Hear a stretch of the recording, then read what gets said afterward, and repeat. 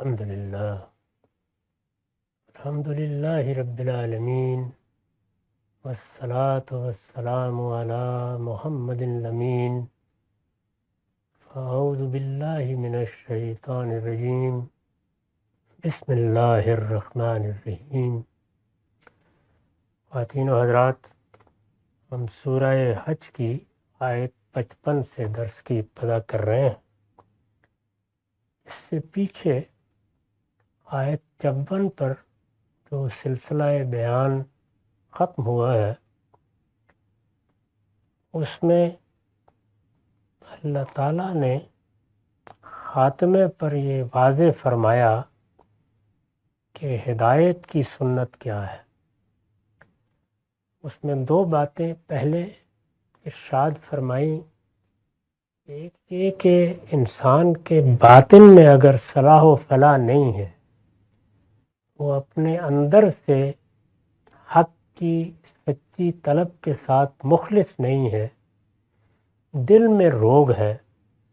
تو اللہ تعالیٰ اس کے لیے ہدایت کے دروازے بند کر دیتا ہے۔ دوسرے یہ فرمایا کہ جن لوگوں کے دل سخت ہو چکے ہوتے ہیں،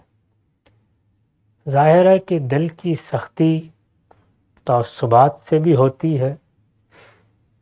گناہ اور جرائم کی زندگی بسر کرنے سے بھی ہوتی ہے، اپنی فطرت میں اخلاق کی آواز کو دبا دینے سے بھی ہوتی ہے۔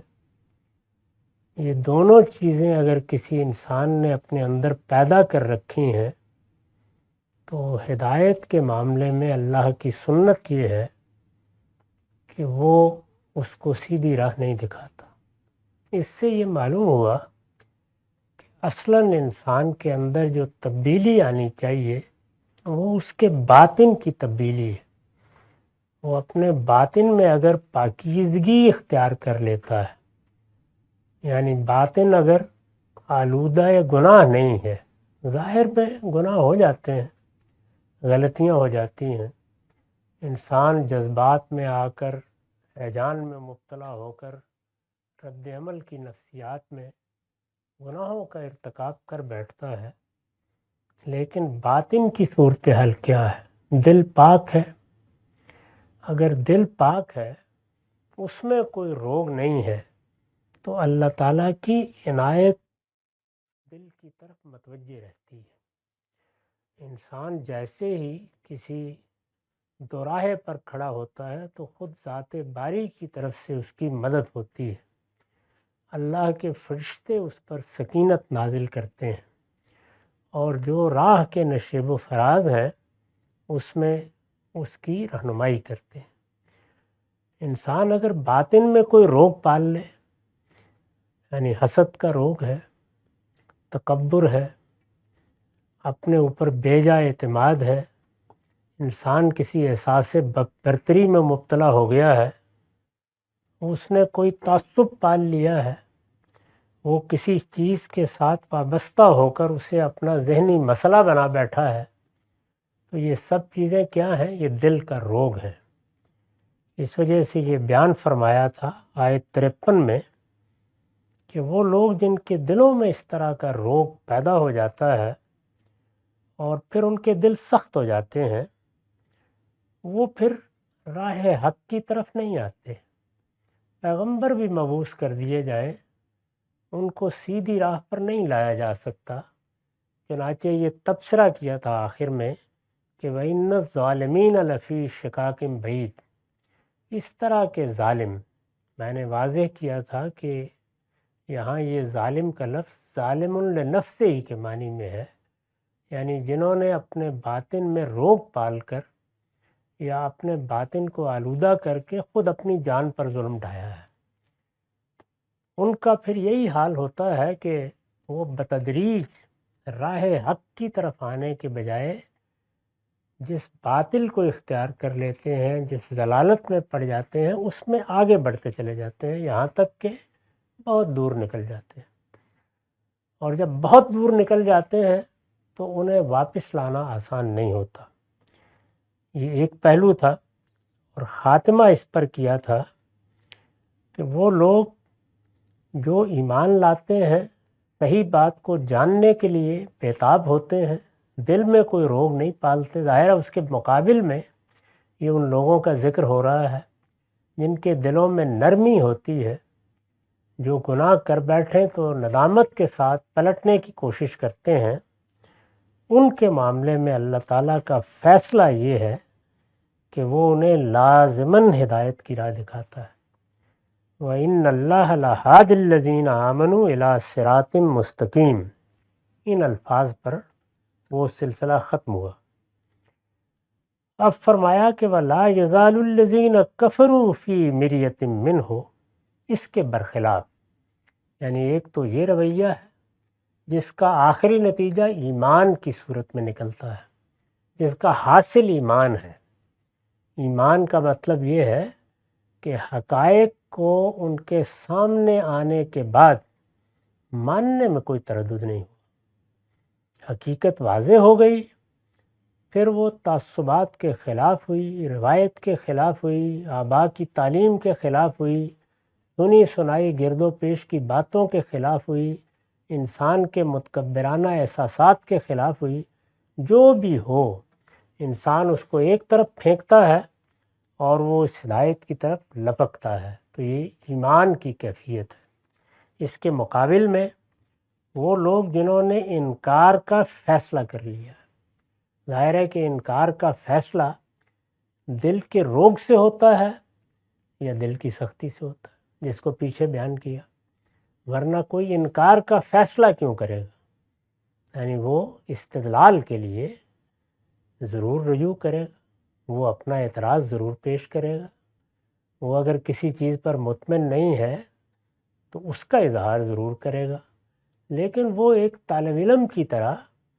صحیح بات کو جاننے سمجھنے کے لیے رجوع کرے گا، یعنی اس کی بنیادی شخصیت یہی ہوتی ہے۔ تو اس طرح کے لوگ انکار کا فیصلہ کر کے نہیں بیٹھ جاتے، وہ اپنے علم کے معاملے میں یعنی اپنے ایمان کے معاملے میں بھی ہر وقت تیار ہوتے ہیں کہ ہم نے وہ بات مانی ہے جو علم و عقل کی روح سے ہمارے نزدیک صحیح ہے، لیکن ہم اس پر تنقید سننے کے لیے تیار ہیں، اس کی غلطی اگر کوئی سمجھا دے گا تو سمجھنے کے لیے تیار ہے۔ اور اسی طرح اگر کسی نے کسی چیز کو نہیں مانا ہوا اور وہ بھی اسی جگہ کھڑا ہے کہ میں نے نہیں مانا ہوا اس لیے کہ یہ بات میری سمجھ میں نہیں آئی، لیکن اگر کوئی سمجھا دے گا لیں، اگر یہ چیز واضح ہو جائے گی تو قبول کر لیں گے۔ تو یہ طالب علم کا رویہ ہے۔ اور انسان دنیا میں دو ہی جماعتوں میں تقسیم ہے، یا وہ معلم ہے یا متعلم ہے۔ اللہ نے کسی کو کوئی فن، کوئی علم دوسروں سے زیادہ دیا ہے، اس کو سیکھنے کی صلاحیت زیادہ دی ہے، یہ تفاوت اللہ تعالیٰ نے رکھا ہے۔ وہ فلسفہ ہے، وہ سماجیات ہے، وہ عمرانیات ہے، وہ مذہب ہے، وہ کوئی علم ہے تو وہ اس کا معلم ہوگا۔ اور باقی لوگوں سے یہ توقع کی جاتی ہے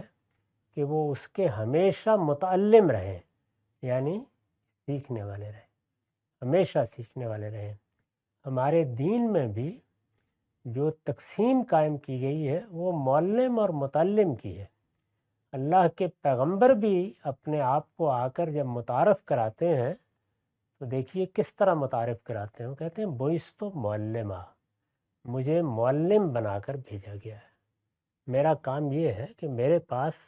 اللہ کا دیا ہوا ایک علم ہے، میں اس علم میں تم سے برتر جگہ پر کھڑا ہوں، اس لیے میں محبت کے ساتھ، خلوص کے ساتھ وہ علم تمہیں دینا چاہتا ہوں۔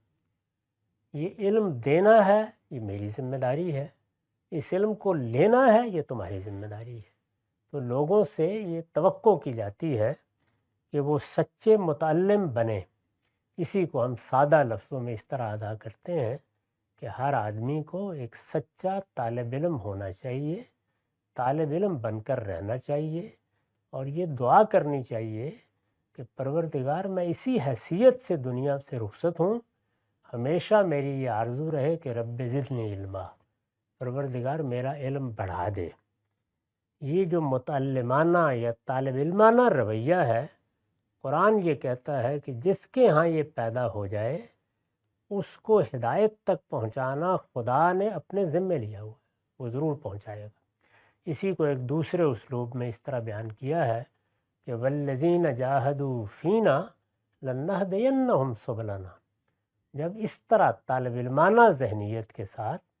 لوگ دین کو سمجھنے میں، صحیح بات تک پہنچنے میں جد و جہد کرنے کے لیے تیار ہو جائیں تو لنہدینہم سبلنا، میں نے فیصلہ کر رکھا ہے، یہ ہمارا فیصلہ ہے، اللہ تعالیٰ فرماتے ہیں ہم اسے راستہ دکھائیں گے۔ تو یہاں بھی بالکل وہی بات کہی ہے کہ اللہ نے فیصلہ کر لیا ہے کہ وہ اس طرح کے لوگوں کو، سچے طالب علموں کو ضرور راستہ دکھائے گا۔ اس کے برخلاف جن لوگوں نے انکار کا فیصلہ کر لیا، یعنی وہ طے کر کے بیٹھ گئے ہیں کہ ہم نے نہیں ماننا، یا یہ بات اگر ہم نے مانی تو اس کا مطلب ہے کہ ہم نے زندگی بھر جو کچھ سیکھا سمجھا اس کی نفی کر دیں، ہمارے آباء احمق تھے، ہم نے جن اساتذہ سے پڑھا وہ بیوقوف تھے۔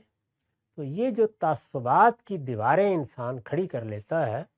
یہ پھر اس کو اس جگہ پہنچا دیتی ہیں۔ تو ارشاد ہوا کہ پیغمبروں کی دعوت کے مقابلے میں، ظاہر ہے کہ پیغمبروں کی دعوت ہمیشہ سے موجود رہی ہے، یہ بالکل صحیح ہے کہ بہت سے ایسی جگہ ہیں جہاں پیغمبروں کی دعوت نہیں پہنچی، وہاں اللہ تعالیٰ نے انسان کو اس کی فطرت پر چھوڑ دیا ہے، یعنی اس کی فطرت میں جو ہدایت ہے وہ اسی کے لیے جواب دہ ہے، اور فطرت میں دو چیزوں کو ودیت کر کے انسان کو پیدا کیا گیا ہے، ایک خالق کا تصور اور دوسرے حسن و قبح کا تصور، خیر و شر کا تصور، برائی اور بھلائی میں امتیاز کی صلاحیت، یہ انسان کو دے کے پیدا کیا گیا ہے۔ جو لوگ پیغمبروں کی ہدایت سے، ان کی دعوت سے ناواقف رہے، ان کے لیے یہی دین ہے، وہ اسی کی بنیاد پر قیامت میں مسئول ہوں گے، اسی کی بنیاد پر پوچھے جائیں گے۔ لیکن جن تک پیغمبروں کی ہدایت پہنچی ہے، پہنچ سکی ہے یا پہنچ رہی ہے، وہ جب انکار کرتے ہیں تو اب گویا جو فطرت میں ہدایت تھی وہ تفصیلات میں بدل گئی، جو کچھ اندر ایک بیج تھا وہ برگ و بار لے آیا، اب اعتراضات کے جوابات بھی دے دیے گئے، اشکالات دور بھی کر دیے گئے، تو عذر ختم ہو جاتا ہے۔ اس کے بعد بھی انسان شک میں مبتلا رہے تو اس کا مطلب یہ ہے کہ اس نے انکار کا فیصلہ کر لیا ہے۔ اس میں قرآن نے بتایا کہ اس کے برخلاف جن لوگوں نے انکار کا فیصلہ کر لیا ہے وہ اس علم کی طرف سے، یعنی یہ علم جو پیغمبر سے اب مل رہا ہے، جو قرآن میں بیان ہو رہا ہے، جو انبیاء علیہم السلام کی تعلیمات کے ذریعے سے سامنے آ رہا ہے، وہ اس علم کی طرف سے شکی میں رہیں گے۔ یعنی انسان یہ نہیں ہے کہ فیصلے پر پہنچ جاتا ہے، انکار کا فیصلہ ضرور کر لیتا ہے اپنی ہٹ درمی اور ضد کی وجہ سے۔ مذہب کی ہدایت کے مقابل میں کوئی دوسری ہدایت نہیں ہے، وہ وجود ہی میں کبھی نہیں آ سکی، وہ وجود میں آ ہی نہیں سکتی، وہ انسانی فطرت ہی کے دائرے سے باہر ہے، وہ صرف تشکیک ہو سکتی ہے۔ اس کو قرآن نے یہاں بیان کیا ہے،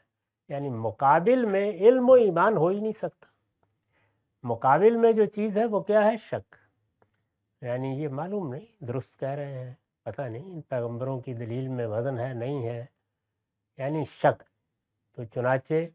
انکار ہٹ درمی اور ضد سے، زبان سے تو ہو سکتا ہے، لیکن کیا علم و عقل کی بنیاد پر بھی انکار ہو سکتا ہے؟ قرآن مجید یہاں یہ کہہ رہا نہیں ہو سکتا، اس کا کوئی امکان ہی نہیں۔ مقابل میں، ایمان کے مقابل میں کفر اصرار کے ساتھ پیش کیا جا سکتا ہے، انسان اس کو ہٹ درمی یا ضد سے بیان کر سکتا ہے، اس کے باطن میں اور اس کے استدلال میں اس سے گفتگو کر کے دیکھ لیجئے، صرف تشکیک ہوگی۔ فرمایا وہ تشکیک میں مبتلا ہیں اور یہ رہیں گے ایسے ہی، اس لیے کہ سچے طالب علم کے بارے میں تو فیصلہ ہے کہ اللہ اسے شک سے نکال کر یقین تک لے آتا ہے، ہدایت دے دیتا ہے، لیکن جنہوں نے انکار کا فیصلہ کر لیا ہے ان کا نصیب کیا ہے؟ شک، وہ اسی میں رہیں گے۔ حتی تاتیہم الساعۃ بغتۃ او یاتیہم عذاب یوم نکیم، یہاں تک یعنی شک ہی میں رہیں گے یہاں تک کہ ان کے سر پر قیامت آ موجود ہو، یعنی قیامت تک پھر ان کو کوئی ایمان اور ہدایت نہیں دے سکتا۔ یعنی ہدایت کے مقابل میں اس دنیا میں صرف ضلالت ہے اور کوئی چیز ہے ہی نہیں۔ آپ یا تو ایمان پر ہوں گے اور یا اس ضلالت اور ایمان کے معاملے میں شک پر ہوں گے، اس کے سوا کوئی تیسری چیز متصور ہی نہیں ہو سکتی دنیا میں۔ تو فرمایا کہ جنہوں نے انکار کا فیصلہ کر لیا ہے، یعنی انہوں نے طے کر لیا کہ ہم نہیں مانیں گے، یہ بات ہزار پہلوؤں سے واضح ہو جائے، کوئی امکان نہیں ہے کہ ہم مان لیں۔ انکار کا فیصلہ کر لیا ہے وہ اس علم کی طرف سے، یعنی جو پیغمبر لے کے آئے ہیں اس علم کی طرف سے شک ہی میں رہیں گے یہاں تک کہ ان کے سر پر قیامت یکا یک موجود ہو۔ وہ بہرحال نوٹس دے کے نہیں آئے گی، اس کی علامتیں ظاہر ہوتی رہیں گی، لیکن وہ علامتیں یہ نہیں بتائیں گی کہ اگلے ہفتے آنے والی ہے۔ وہ علامتیں متنبع کرتی ہیں، بتاتی ہیں کہ آنے والی ہے، لیکن کب آنے والی ہے؟ وہ آئے گی بغتتاً۔ یہی لفظ قرآن نے جگہ جگہ استعمال کیا ہے، اور بعض جگہوں پہ اس کی تصویر کھینچی ہے کہ کوئی کیلولہ کر رہا ہوگا، کوئی اپنی معاشی سرگرمی میں مصروف ہوگا، کوئی تفریح میں مگن ہوگا، وہ آ جائے گی، تو بغتتاً آئے گی۔ حتیٰ تاتیہم الساعۃ بغتتاً، یہاں تک کہ سر پر قیامت یکا یک موجود ہو، او یاتیہم عذاب یوم عقیم۔ تو ایک تو وہ قیامت ہے جو ساری دنیا کے لیے آنی ہے، جس کی پیغمبر منادی کر رہے ہیں، جس کو قرآن بیان کر رہا ہے، جس کے بارے میں اللہ تعالیٰ کہتے ہیں کہ وہ یوم الدین ہے، وہ جزا و سزا کا دن ہے۔ اس میں لوگ قبروں سے اٹھا لیے جائیں گے، ان کو اللہ کے حضور میں پیش ہونا ہوگا، اور ان کو وہاں میدان حشر میں اپنے حساب کتاب سے گزرنا ہو۔ ایک تو وہ قیامت ہے۔ ایک دوسری قیامت وہ ہے جو اللہ تعالیٰ رسولوں کی بعثت کے بعد اسی دنیا میں کسی قوم کے لیے برپا کر دیتے ہیں۔ یہ قیامت صغریٰ ہے، اور یہ قیامت ہے جو اصل میں اس بڑی قیامت کی دلیل بن جاتی ہے۔ تو پھر دوسرا ذکر کیا کہ دو ہی صورتیں ہیں، یہ لوگ شک میں رہیں گے یہاں تک کہ یا تو قیامت آئے گی اور اللہ تعالیٰ کی طرف سے اس کا سور پھونک دیا جائے گا، پھر کسی کے لیے سچا طالب علم بن کر طالب ہدایت ہونے کی گنجائش ہی نہیں رہے گی۔ اور چونکہ اس وقت اللہ کے رسول سامنے ہے، اور فرمایا کہ یا کیا ہوگا، ایک منحوس دن کا عذاب ان پر نازل ہو جائے گا۔ یعنی وہ قیامت صغریٰ جو پیغمبروں کے بعد برپا ہوتی ہے، جو قوم لوط پر برپا ہوئی، قوم عاد پر برپا ہوئی، قوم سمود پر برپا ہوئی، وہ برپا ہو جائے گی۔ تو دونوں میں سے ایک کام ہونا ہے، اور ان کے لیے یعنی اس میں جو لطیف پہلو ہے بیان کا وہ یہ ہے، ان کے لیے دنیا میں شک کا روگ ہے، ان کے لیے یقین کا دن قیامت کا دن ہے، اس کے سوا کوئی اور راستہ ہی نہیں ہے۔ یہ خود اپنے باطن پر نظر ڈال کے دیکھ لیں، ایمان والوں کے لیے یہ ایمان کی دنیا ہے، وہ یقین کی دنیا ہے۔ ان کے لیے یہ شک اور ریب اور گمان کی دنیا ہے، ان کے لیے یقین کا دروازہ کھلے گا، لیکن کب؟ یا یہ ہے کہ اچانک قیامت برپا ہو جائے گی، اور یا اس وقت کے لوگوں کو مخاطب کر کے کہا ہے، یا ایک منحوس دن کا عذاب ان پر نازل ہو جائے گا۔ اس پر میں نے لکھا ہے اصل میں لفظ عقیم استعمال ہوا ہے، یعنی منحوس دن جس کا ترجمہ کیا گیا ہے، اس کے لیے عربی زبان میں لفظ عقیم استعمال ہوا ہے۔ یہ بانجھ کے معنی میں آتا ہے، جیسے ہم کہتے ہیں نا یہ عورت بانجھ ہے، یعنی کچھ جن نہیں سکتی،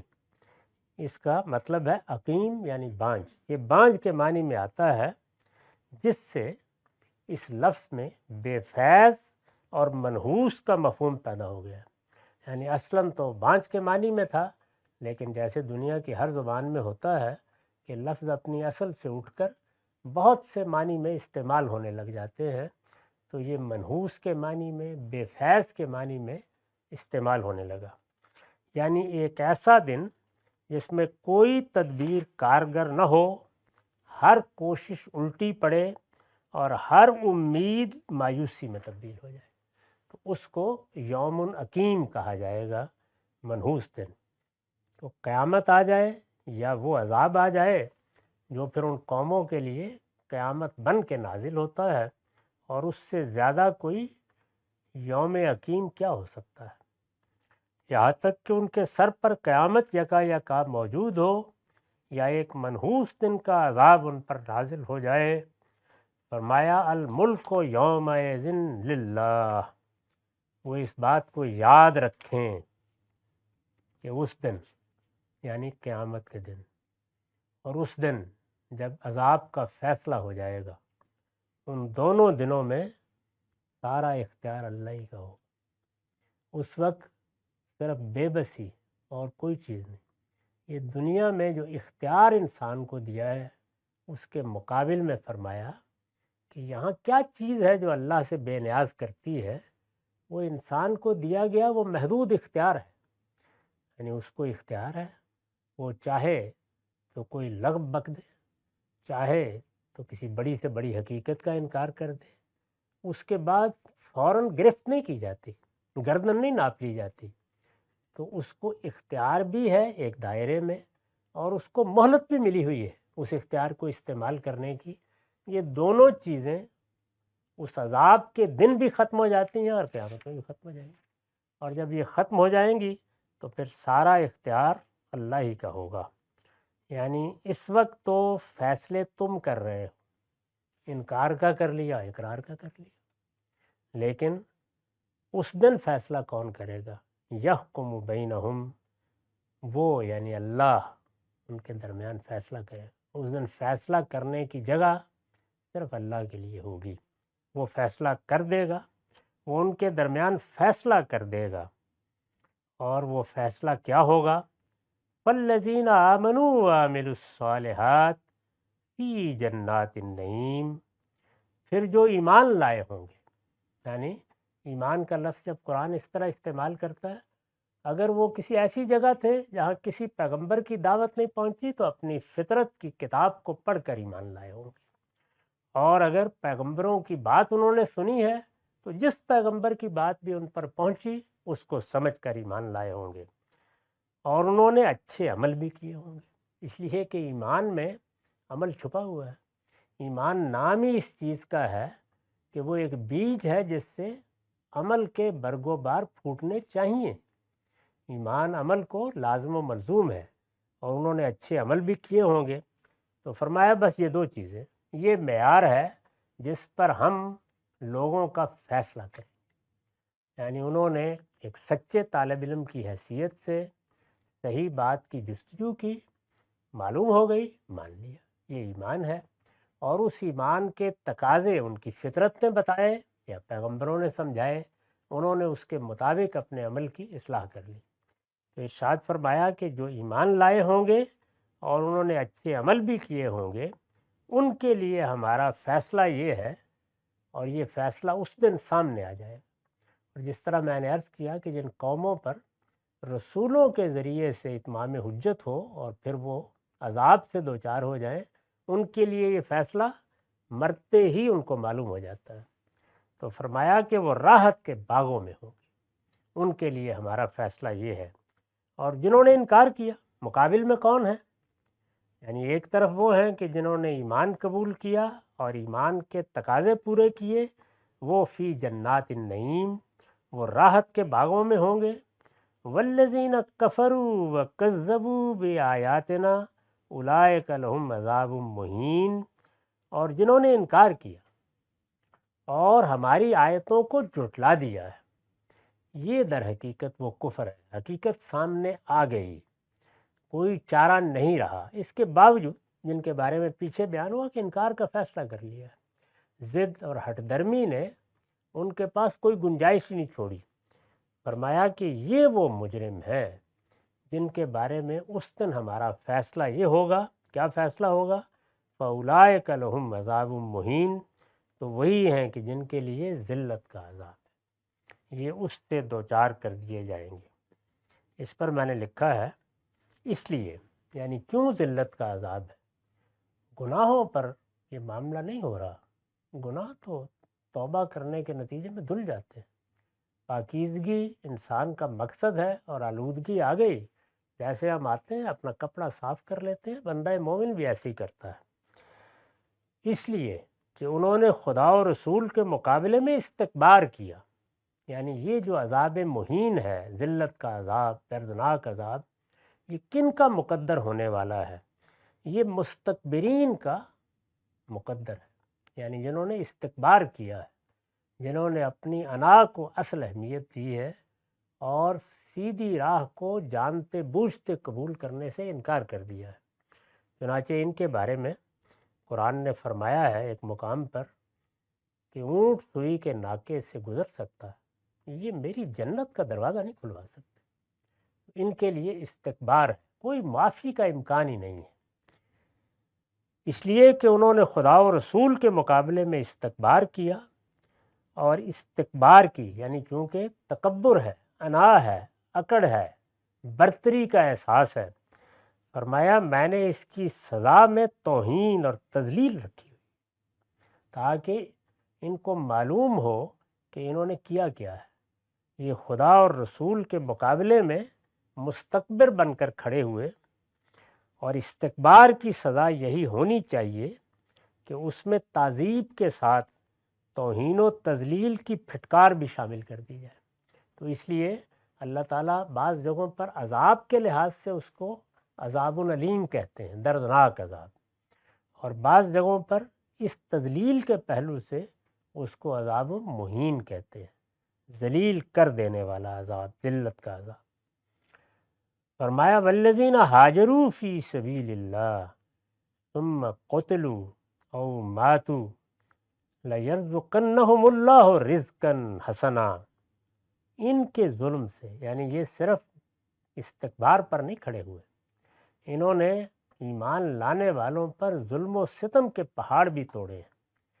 پیغمبر کے سامنے کھڑے ہو کر انہوں نے لوگوں کو مارا ہے، پیٹا ہے، زیر دستوں پر ظلم ڈھائے ہیں،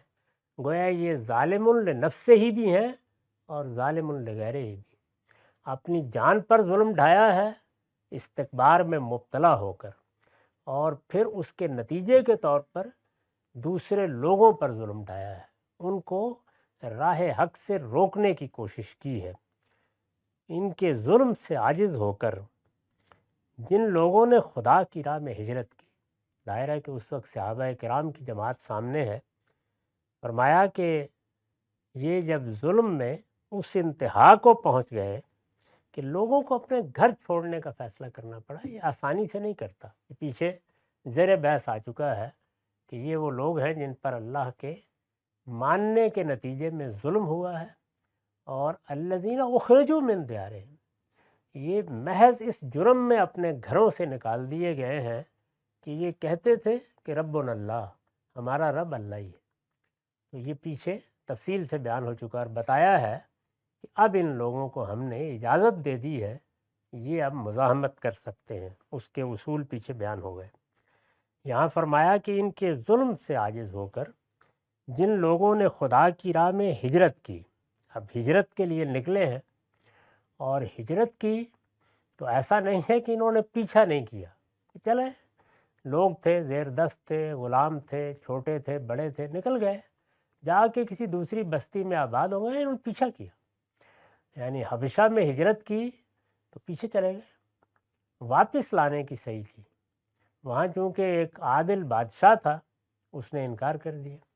وہ یثرب میں آ گئے، مدینے میں آ گئے صحابہ، تو حملہ آور ہو گئے، بدر میں، احد میں مسلمانوں نے تو کسی حملے کی ابتدا نہیں کی تھی، یعنی بدر میں بھی یہ حملہ آور ہوئے، احد میں بھی یہ حملہ آور ہوئے، احزاب میں بھی یہ حملہ آور ہوئے، تو پے در پے حملہ آور ہوئے، اور اس کے نتیجے میں مکے کے زمانے میں بھی پیچھا کر کے لوگوں کو مارا، اور ایسا بھی ہوا کہ وہ لوگ جو بیچارے ہجرت کر کے نکلے، وہ رستوں ہی میں اس کی مشقتوں میں دنیا سے رخصت ہو گئے، دونوں طرح کے معاملات ہوئے، دونوں کو لے لیا ہے۔ ان کے ظلم سے عاجز ہو کر جن لوگوں نے خدا کی راہ میں ہجرت کی، پھر مارے گئے یا اپنی موت سے مر گئے. یعنی کچھ تو وہ ہیں کہ جو زندہ ہیں، آ گئے ہیں ہجرت کر کے، وہ اللہ کی عنایتیں بھی دیکھ لیں گے، زیادہ مہلت کا وقت باقی نہیں ہے. لیکن وہ بھی تو ہے نا کہ جو اسی رستے میں دنیا سے رخصت ہو گئے، انہوں نے کوئی کامیابی نہیں دیکھی. مدینے میں جو پھر اقتدار ملا، جزیرہ نما عرب کی ریاست سرنگوں ہو گئی، دنیا سرنگوں ہوئی، 3 بر اعظموں تک مسلمان پہنچ گئے، انہوں نے تو نہیں دیکھا. وہ اس راہ میں نکلے، مارے گئے یا مر گئے. ان کے ظلم سے عاجز ہو کر جن لوگوں نے خدا کی راہ میں ہجرت کی، پھر مارے گئے یا اپنی موت مر گئے، فرمایا اللہ ان کو ضرور اچھا رزق عطا فرمائے گا. ان اللہ لہو خیر الرازقین، بے شک اللہ ہی ہے جو بہترین رزق عطا فرمانے والا. اس رزق سے کیا مراد ہے یہاں، اس سے اللہ تعالیٰ نے کن عنایتوں کی خبر دی ہے، ان پر اگلی نشست میں بات کریں گے. اقول قولی ھذا واستغفر اللہ لی ولکم ولسائر.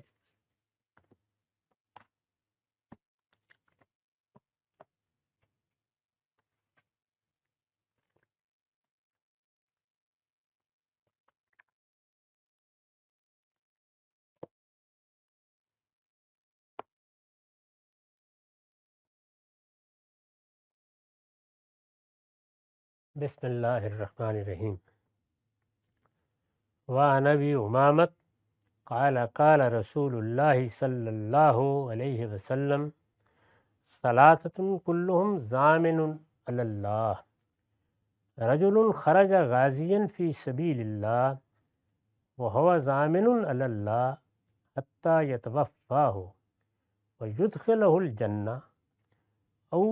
یردہ بما نال من اجر او غنیمہ، والرجل راح الی المسجد وهو ضامن علی اللہ حتی یتوفاہ ویدخلہ الجنہ او یردہ بما نال من اجر وغنیمہ، ورجل دخل بیتہ بالسلام فہو ضامن علی اللہ. ابو داؤد کی روایت ہے، یہاں اس کا رقم ہے 727. ابو امامہ بیان کرتے ہیں کہ رسول اللہ نے کسی موقع پر بیان فرمایا، 3 لوگ ایسے ہیں جن کی اللہ نے ذمہ داری لی ہوتی ہے. 3 لوگ اللہ کی ضمانت میں ہوتے ہیں. ایک وہ شخص جو خرج غازین فی سبیل اللہ، اس نے فیصلہ کیا کہ وہ اللہ کی راہ میں کسی جد و جہد کے لیے نکلے گا، اللہ کی راہ کو اختیار کر لیا اور اس میں کوئی سرگرمی کرنے کے لیے نکلا. یعنی انسان اپنی معیشت کے لیے سرگرم ہوتا ہے، اپنے مفادات کے لیے سرگرم ہوتا ہے، یہ بھی سب جائز کام ہے. لیکن کسی شخص نے فیصلہ کیا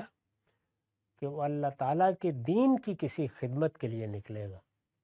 وہ خدمت دعوت کی بھی ہو سکتی ہے، جہاد کی بھی ہو سکتی ہے. تو وہ نکلا اللہ کی راہ میں، تو فرمایا کہ جب تک وہ اس راہ میں جد و جہد کرتا ہے، اللہ تعالیٰ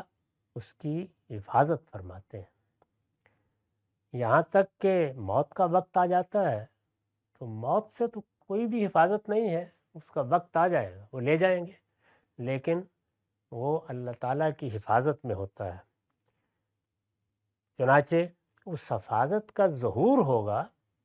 اس کی وفات کے بعد، اور وہ یہ کہ اللہ اسے اپنی جنت میں داخل کر دیں گے. یعنی یہاں بھی اللہ کے ہاتھوں میں، وہاں بھی اللہ کے فردوس میں. اور اگر ابھی موت کا وقت نہیں آیا، وہ اس راستے میں نکلا اور واپس آ گیا، یعنی کسی جد و جہد میں کوئی منصوبہ بنایا، اس کے لیے سفر کیا، کوئی کام کیا اور کام کو پایہ تکمیل پہنچا کے واپس آ گیا، تو فرمایا کہ 2 ہی چیزیں ہوں گی. اگر تو اس میں کوئی دنیوی پہلو بھی تھا تو مال غنیمت لے کے واپس آ جائے گا، جیسے جنگ و جدال میں اس وقت جاتے تھے. اور یا یہ ہے کہ اللہ کا اجر تو لے کے آ ہی جائے گا. تو وہ ہر وقت اللہ تعالیٰ کی گویا ضمانت میں ہے. یہ ایک آدمی ہے. وَرَجُلٌ رَاحَ إِلَى الْمَسْجِدِ، اسی طرح وہ شخص جو فیصلہ کرتا ہے کہ میرے گھر کے پاس مسجد ہے، میں اپنی نمازوں کے لیے وہاں جاؤں گا، وہ مسجد کے لیے جاتا ہے، صبح جاتا ہے، شام جاتا ہے، 5 وقت مسجد میں جاتا ہے، یا فیصلہ کر لیتا ہے اپنے حالات کے لحاظ سے کہ 2 وقت جاؤں گا، 3 وقت جاؤں گا، تو وہ مسجد کی طرف جاتا ہے، وہ بھی بالکل اسی طریقے سے اللہ کی راہ کا مسافر ہے۔ وہ جب گھر سے نکلتا ہے تو اللہ تعالیٰ کی حفاظت میں ہوتا ہے، یہاں تک کہ اگر موت آ جاتی ہے تو اللہ تعالیٰ اس کو اس کے صلے میں جنت میں داخل کرتے ہیں۔ او یردہ بما نالا من اجر بغنیمہ، اور یا یہ ہے کہ وہ اس راستے میں بھی نکلتا ہے، یا اس کو اللہ تعالیٰ کوئی دنیا کا فائدہ عطا فرما دیتے ہیں، یا کم سے کم اجر ضرور مل جاتا ہے۔